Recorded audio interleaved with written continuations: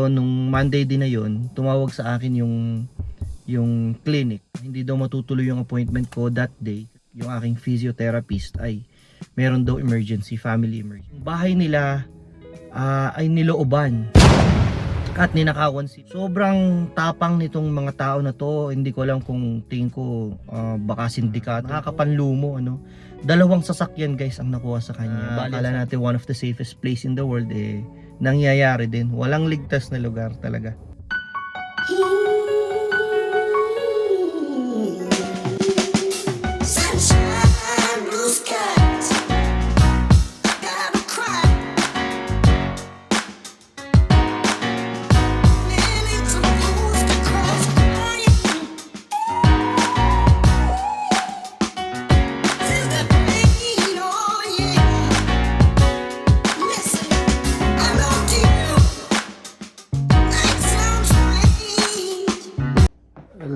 Hello. May may nag-message sa akin dun sa pinost ko sa free sa FB Marketplace. Yung mga boots ng bata. So sabi niya gusto daw niyang kuhanin yung isa at balak daw niyang kuhanin ngayong tanghali. Dahil matutulog ako, sabi ko na lang aalis ka ako, wala ako sa bahay kaya pero iwanan ko na lang ako dito sa labas ng bahay. Iwan ko dito yung mga boots. Sayang talaga pag walang kumuha nito, dadalhin na namin sa Valley Village. Kaya ang type niya itong isa, yung Sorel na pang maliit. Yung iba kasi pang medyo malalaki na. Nga, nung sabi ko iwanan ko na lang dito sa labas at daanan na lang niya. Sabi niya, baka tingnan din niya yung iba kung magustuhan niya, kukuhanin din daw niya. Sabi ko kunin mo na lahat.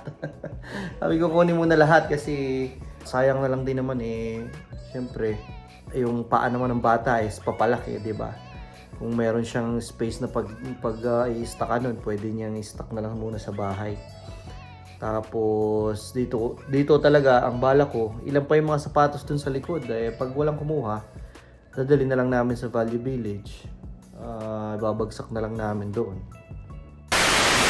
Solo na naman sa bahay at sila ay nakapasok na lahat. Kailangan ng matulog kasi 9:40 na. Sige guys. 2,000 years later. Sundo muna tayo guys. So 11:30 daw ng umaga sa May 1st.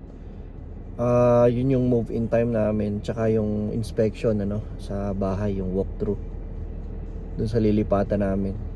So nag-email kasi kami kanina, hindi pa kasi final kung anong oras nga So yun, at least ngayon klaro na. Tapos ayun, nag-schedule na si mami ng mga gagawin namin kasi yun, kung kailan kami tatawag ng insurance, kailan kami magre-renew ng rehistro. Kailangan naka-timing Tapos kung kailan tatawag kami sa NMAX, ang dami namin tatawagan. Yung kasing gas bill, kailangan mailagay sa pangalan namin days before ng paglipat namin. Kailangan mailipat yun sa pangalan namin. So yun. So ano pa ba? Sa NMAX at saka yung telos namin, tatawagan din. Hindi, actually yung telos namin nakabook na pala siya ng paglilipat sa May 1st.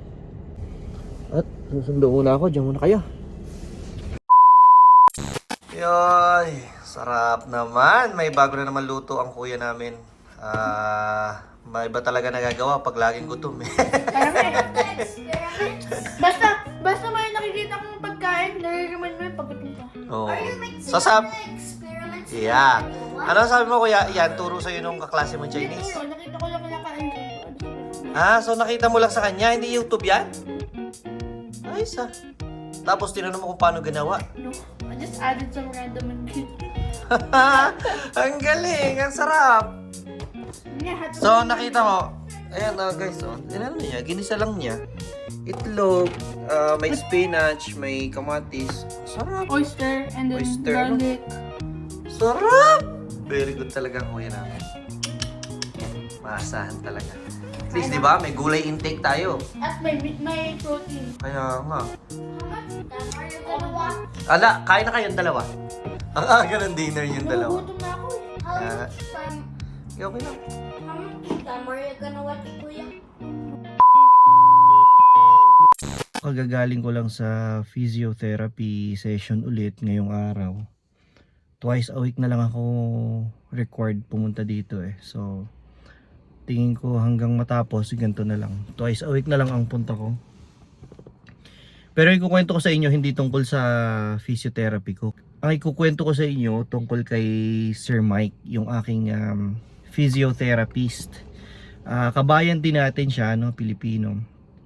At yun nga, yung kanyang clinic ay dito lang sa malapit dito sa tinitirhan namin sa ngayon. At ayun, nakapagkwentuhan kami tungkol sa nangyari. So maibalik ko lang kasi kahapon, kasi anong araw ngayon eh, Miyerkules. Ang appointment ko talaga dapat sa kanya ay noong Monday. Pero nung Monday din na yun, tumawag sa akin yung clinic. At sinabihan ako na hindi daw matutuloy yung appointment ko that day kasi nga si Sir Mike, yung aking physiotherapist, ay meron daw emergency, family emergency. So okay, sabi ko rebook na lang ako ng Wednesday. Yun nga, yung Wednesday ngayon. And then kahapon nagulat na lang ako kasi may pinakita sa aking post si Mami. So yung pinakita niya sa aking post, i-share ko dito for everybody's awareness na lang din. So meron niyang nag-share ng nangyari sa kanila. And it happened to be Sir Mike, yung aking physiotherapist, na yung bahay nila ay nilooban at ninakawan sila.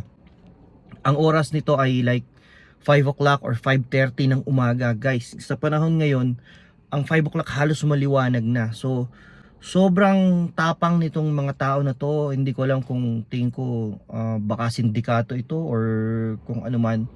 Meron kasing sinasabi dito na meron kasing mga balita na meron daw sindikato, parang ganun, na ang ginagawa dito is nangunguha ng sasakyan sa Canada. So dito sila magkakarnap. Pagkatapos automatic yung nakuha nilang sasakyan, isushoot nila sa container van. And itong mga container van na to pinapadala sa Africa, somewhere parang West Africa yata yun. Parang ganun. So hindi malaman kung isa siya sa mga nabiktima ng ganito, pero nakakatakot at saka nakakapanlumo. Dalawang sasakyan, guys, ang nakuha sa kanya. Bali, ang sabi niya sa akin kanina, yung kanyang Lexus na SUV at saka yung isang kanyang kotse, hindi ko matandaan kung ano yung tatak ng kotse na yun, parehas na nakaw. So buti na lang din talaga. At sabi niya nga kanina, yung mga time na yun yung mga time na nagigising siya at bumababa siya ng bahay. So just imagine kung halimbawang makasalubong mo yung grupo na to na ninanakaw yung mga sasakyan mo, and then bigla kang bababa at makikita mo. Just imagine kung ano na lang ang kahahantungan, di ba? So laking pasalamat pa rin kahit paano. Yun lang yung mga kumbaga nagnakaw lang talaga at hindi sila pinatay o sinaktan o kung ano man, di ba? Nakakatakot. And ang dito, ang isang kakaiba rito sa pangyayari na yun sa kanila, sabi niya nga sa akin kanina nung nagkausap kaming saglit, kasi ang dami ring customer na nakapila kanina. So saglit siyang bumisita sa akin and nakumusta ko nga siya. So ang niya is parang hindi siya makapaniwala kasi yung lugar ng yung bahay nila, guys, ay nandun sa mga sa mga magagandang community dito. Kumbaga yung mga tahimik na community, yung yung mga pangmayaman na community dito, So hindi siya makapaniwala na sa kanila mangyayari yung ganoon, or pumapasok na ngayon yung mga gantong kriminal doon sa mga ganong community, which is unusual kasi dati, kagaya ko, may experience din ako dyan. Yung dati nung lumang CRV pa yung gamit ko, Nagising kami isang araw, putol na yung tambucho kasi ninakaw nila yung yung part ng tambucho. Wherein akala nila ay makukuha nila yung catalytic converter. Yung catalytic converter kasi yun yung may platinum kasi yun na binibenta nila, no, kumbaga sa black market. So akala nila naka-jackpot sila, nilagari nila ng gabi kasi sinabi sa amin ng kapitbahay meron daw mga lalaki na yun nga gumapang sa ilalim ng sasakyan. Sa back alley naman yun, wherein madilim at saka open lang yung sasakyan, nandyan lang, di ba?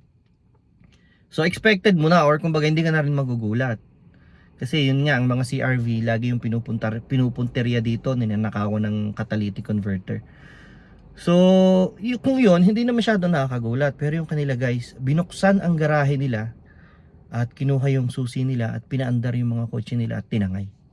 Ganon katindi. Hindi ko sigurado kung ano pa yung mga ibang ninakaw sa bahay nila, pero the fact na paumaga na yun, ano, pagising na yung mga tao pero nagagawa pa nila yung ganung bagay, matatapang to mga to. Baka nga siguro mga kargado rin to, mga may mga armas din to mga to. Kaya pasalamat din talaga sila na tulog sila lahat at hindi na nila namalayan yung pangyayari. So yun, wala nang sabihin mong ligtas na community or tahimik na lugar. Kasi ngayon kahit saan, kahit na nasa magandang community ka, mangyayari pa rin pala yun sa'yo pag talagang minamalas-malas at natsyempohan ka, hindi ka makakalibre sa mga ganong pangyayari. So yun lang, na-share ko lang sa inyo. Ewan ko, siguro nakita nyo na rin sa mga Facebook post kasi marami rin nag-share ng ng post niya na yun. Pinag-isipan niya nga daw, sabi niya nga sa akin, pinag-isipan ko pa nga talaga mabuti kung ipopost niya, pero sabi ko maganda ring na-post mo Sir Mike kasi nga for awareness na din ng lahat para kumbaga makapag-ingat. At ayun, grabe talaga. So ngayon lang parang first hand na kakilala ko mismo nangyari, yun nga, physiotherapy siya dito sa Calgary. Matagal na sila rito. Yun, maganda yung sasakyan niya, parang 2019 Lexus yung isa. Tapos yung isa pang sasakyan, hindi ko matandaan kung anong brand yun. Pero yung Lexus kasi parang almost brand new pa, napakaganda pa talaga ng itsura. So yun, napag-interesan at So sabi nga niya, sana naman hindi magaya doon sa sinasabi nga sa balita na siniship, lalagay sa container van tapos siniship pa Africa, yung mga sasakyan na magaganda na ninanakaw dito sa Canada. Sana naman nga makita pa, maabutan pa. At maibalik ka ng ma-recover.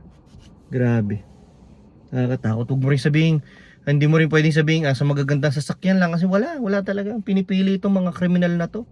Siguro wala na talaga silang mahanap buhay, wala na silang maisip na magandang paraan kung paano magkapera at pinasok na nila yung mga ganito, nakakalungkot lang, kahit na sabihin mo nasa Canada na akala natin one of the safest place in the world, nangyayari din. Walang ligtas na lugar talaga. May mga krimen na nangyayari talaga. May mga ganyang nakawan. Kahit saang lugar, meron talaga. Kaya yun, for raising awareness lang, sa ating lahat, ingat-ingat lang tayo. And yun, God bless. See you on the next vlog. Bye!